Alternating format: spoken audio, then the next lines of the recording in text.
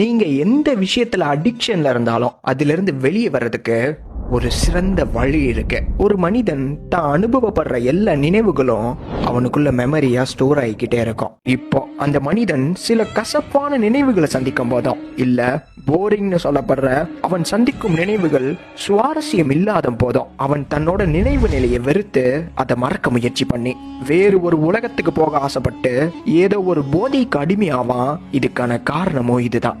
இப்போ இதுல இருந்து வெளியே வரணும்னா முள்ளால் எடுக்கிற மாதிரி ஒரு போதையை இன்னொரு போதையால தான் எடுக்க முடியும்.